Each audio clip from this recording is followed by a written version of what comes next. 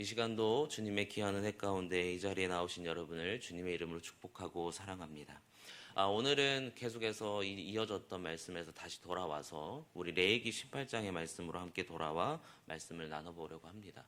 우리가 그동안 잘 아는 것처럼 이 레위기의 말씀을 크게 두 부분으로 나누면 1절부터 10장까지의 그 모습은 제사 제도에 대한 내용을 가지고 있습니다.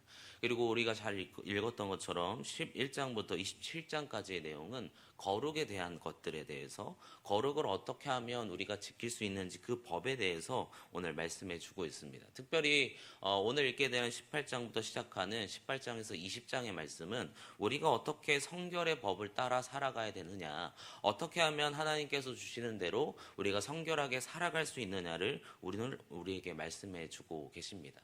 근데 특별하게 오늘 말씀을 시작하기 전에 오늘 말씀의 가장 주된 내용을 먼저 설명하고 있는데요. 오늘 말씀의 2절을 좀 먼저 함께 다시 한번 읽겠습니다. 우리 18장 2절 말씀인데요. 다시 한번 읽겠습니다. 시작. 너는 이스라엘 자손에게 말하여 이르라. 나는 여호와 너희의 하나님이니라. 다시 말씀하시면 이 18장부터 20장까지 이 성결법에 앞서서 하나님께서 우리에게 뭐라고 말씀하시냐면 나는 여호와 너의 하나님이라 라고 말씀하고 계십니다. 다시 얘기하면 우리의 정체성이 무엇이냐라고 얘기했을 때 우리는 바로 하나님의 백성이라는 것입니다. 근데 우리가 가끔 우리의 모습 속에서 자꾸 착각하는 게 뭐냐면 하나님의 백성의 삶을 우리는 자꾸 착각합니다. 내가 원하는 것, 내가 더 좋아하는 것들을 오히려 더 사랑함을 통해서 내가 하나님의 백성이 맞느냐 안 맞느냐를 오히려 다른 사람들이 착각할 정도로 살아가는 게 바로 우리의 모습이었다라는 것입니다. 근데 오늘 분명하게 말씀하고 계시죠. 하나님께서 뭐라고 말씀하시냐면 나는 너희의 하나님이다. 나는 너희의 하나님으로서 너희에게 주는 이 말씀을 따라 살아가는 것, 규례와 법도를 온전히 지키며 살아가는 것이 바로 우리의 모습이 되어야 된다는 것을 계속해서 강조하고 계신다는 것입니다.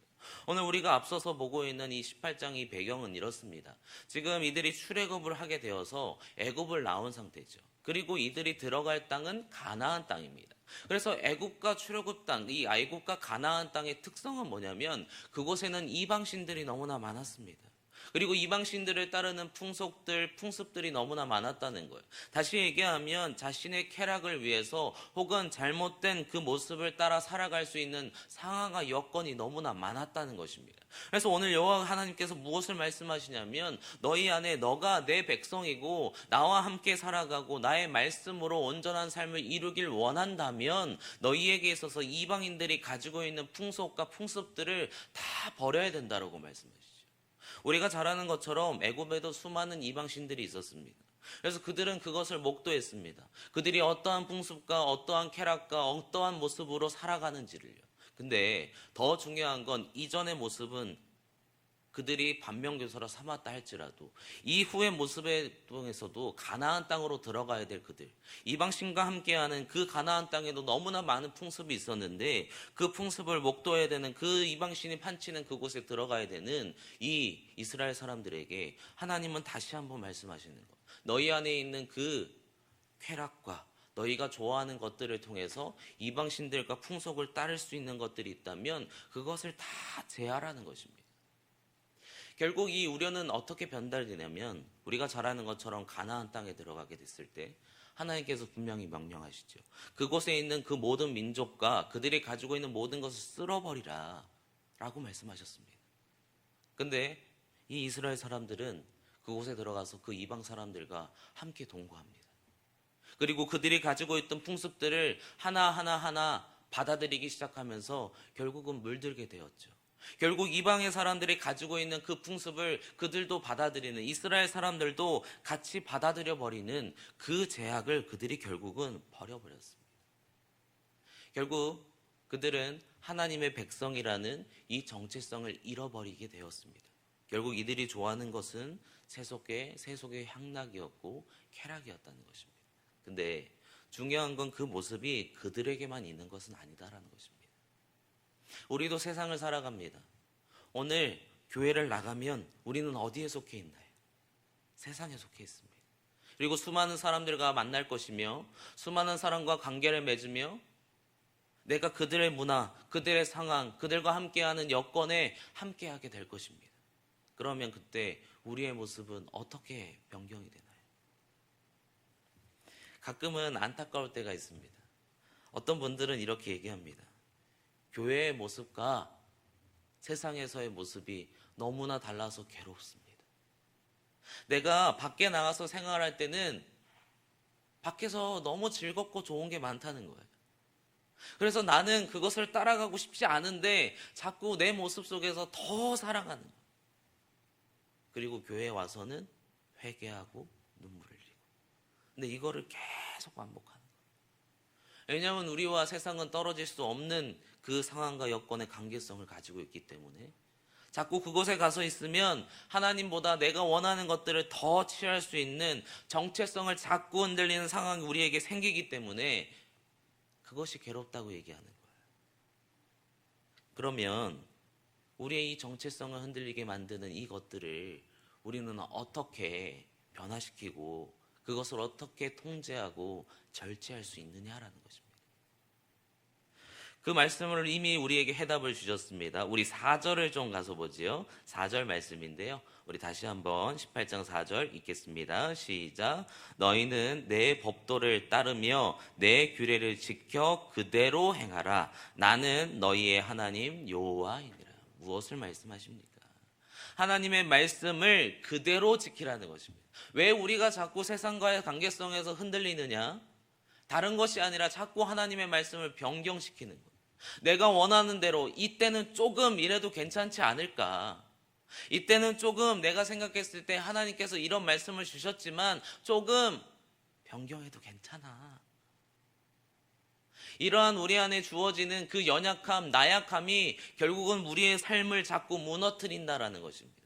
하나님의 백성이고 내가 너의 하나님이다 라고 말씀하시는 하나님의 백성의 그 정체성을 가지고 살아가는 우리의 모습이라면 우리에게 필요한 것은 그대로 행하는 것입니다.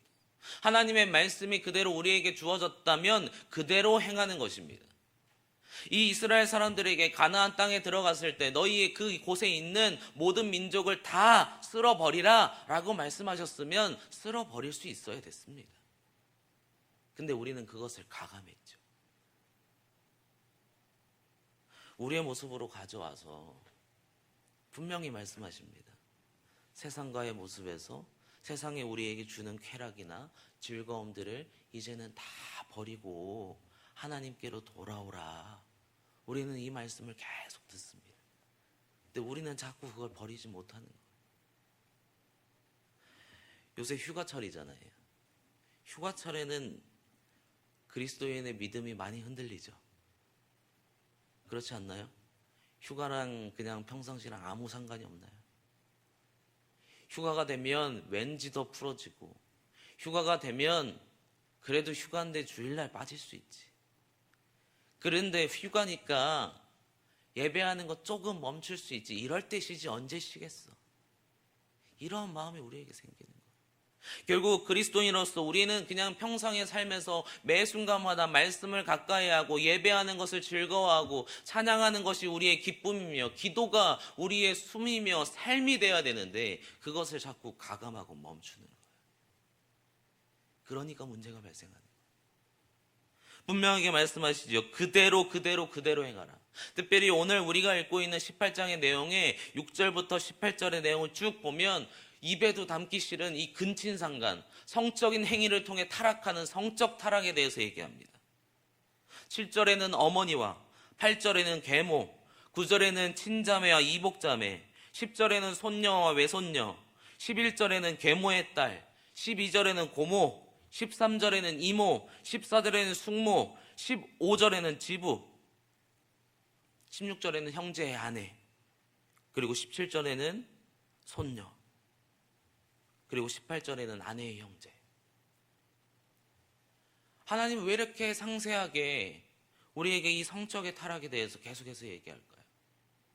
우리가 만약 말씀을 따라 살아가는 그 모습을 자꾸 놓쳐버리고 우리의 정체성을 자꾸 잃어버리게 되면 결국 이 세세하지만 이 다양한 이 제약들, 너무나 많은 이 성적 타락뿐만 아니라 하나님보다 내가 원하는 그 쾌락을 사랑하는 것을 쫓아 살아가는 것이 너무나 익숙하게 된다는 것입니다. 그래서 죄송하지만 그리스도인은 절제할 수 있어야 합니다. 말씀이 주는 대로, 말씀이 우리에게 규례와 법도를 주었다면 그 규례와 법도를 따라서 우리의 모습을 변화시켜서 우리의 삶을 절제할 수 있어야 돼요. 내가 좀 더 편할 수 있고, 내가 좀 더 쉴 수 있고, 내가 좀 더 좋은 것을 할 수 있는 것을 사실은 제해야 돼요. 죄송합니다. 하나님의 말씀으로 살아가는 것 녹록지 않아요. 쉽지 않습니다. 어렵고 좁은 길입니다. 그러나 그 길을 걸어가게 됐을 때 하나님은 우리에게 가장 아름다운 그 은혜와 축복을 주신다는 것이죠. 오늘 말씀은 이것을 얘기합니다. 너희가 정체성을 가지고 하나님의 백성의 그 모습을 따라 나아가면 나는 너의 하나님이라. 내가 너와 함께함을 통하여서 온전히 너희를 살리리라 라고 말씀하시죠. 우리 5절에 가서 보겠습니다. 우리에게 주시는 유익이 이렇게 등장해요. 5절 말씀 함께 읽겠습니다. 시작. 너희는 내 규례와 법도를 지키라. 사람이 이를 행하면 그로 말미암아 살리라. 나는 여호와이리라. 무엇을 말씀하십니까?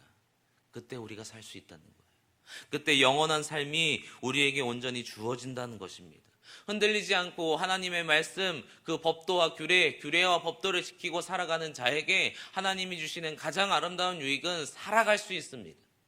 우리에게 주시는 그 영원한 그 삶, 그리스도인에게 주어지는 특권이라고 얘기하는 이터널 라이프, 그것이 우리에게 주어진다는 것이죠. 우리가 잘 아는 것처럼 예수님도 한 율법교사의 질문을 받습니다. 예수님, 어떻게 하면 내가 영생을 얻을 수 있습니까? 라는 질문을 하죠. 그때 예수님께서 동일한 말씀을 합니다. 예수께서 이르실 때 율법에 무엇이라 기록되었으며 내가 어떻게 읽느냐. 근본적으로 얘기하면 너가 그리스도인 하나님의 백성이라면 율법에 기록된 그대로 살아가면 된다. 그래서 그 뒷절에 이렇게 얘기해요. 대답하여 이르되 내 마음을 다하며 목숨을 다하며 힘을 다하며 뜻을 다하여 주 너의 하나님을 사랑하고 또한 내 이웃을 내 자신과 같이 사랑하라 하였나이다. 말씀에 기록된 그대로를 다시 한번 이 율법교사는 예수님께 말씀드립니다. 내 마음, 내 목숨, 내 힘, 내 뜻을 다해서 하나님을 사랑하는 것과 이웃을 사랑하는 이 계명을 지키면 나에게 영생이 주어질 것이라고 난 배웠습니다. 그때 예수님이 이렇게 대답하시죠. 예수께서 이르시되 내 대답이 옳도다. 그리고 나서 이를 행하라. 그러면 살리라 하시니. 우리에게 이러한 은혜가 있기를 주님의 이름으로 소망합니다. 말씀을 읽는 것에서 그치는 것이 아니라 그것을 우리가 읽고 알았다면 지키는 것입니다. 그리고 그것을 우리의 삶에서 행하는 것입니다. 그렇게 된다면 결국 우리는 영원한 삶을 누리면서 살아갈 수 있습니다. 하나님께서 주시는 우리의 귀한 아름다운 그 특권을 누리면서 살아갈 수 있는 우리의 모습이 되기를 주님의 이름으로 간절히 축복합니다.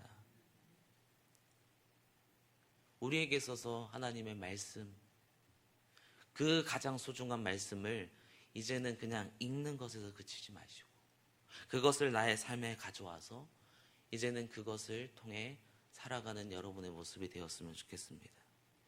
오늘 이제 예배가 다 끝나고 기도를 다 마치고 나가면 이제 다시 세상으로 갈 겁니다. 그럼 그 세상에서 우리의 모습을 다시 한번 돌아보시고 혹시 내가 하나님의 말씀이 아니라 세상의 것들을 더 좋아하고 아니 더 익숙하게 그곳으로 내 몸이 향해 있다면 이제는 돌아오십시오. 하나님께로, 말씀으로. 그것이 우리에게 주어진다면 반드시 우리에게 약속하신 그 그리스도의 특권인 영원한 생명이 주어질 줄 믿습니다. 요한복음 8장 51절에 이렇게 얘기합니다. 진실로 진실로 너희에게 이르노니 사람이 내 말을 지키면 영원히 죽음을 보지 아니하리라. 우리에게 이러한 은혜를 통하여서 하나님이 주시는 귀한 특권을 날마다 누려가셨으면 좋겠습니다. 오늘 말씀은 다른 것을 얘기하지 않습니다. 하나님의 백성이라는 택함을 받고 하나님의 자녀라는 그 정체성을 안다면 하나님의 말씀대로 그대로 행하며 살아가라는 것입니다. 어렵지 않은 말씀입니다. 그러나 참 지키기 힘든 말씀이지만 이 말씀을 통해서 오늘도 세상에 나아가서 하나님이 원하시는 귀한 삶을 온전히 이뤄가시는 우리의 모습이 되기를 주님의 이름으로 간절히 축복합니다.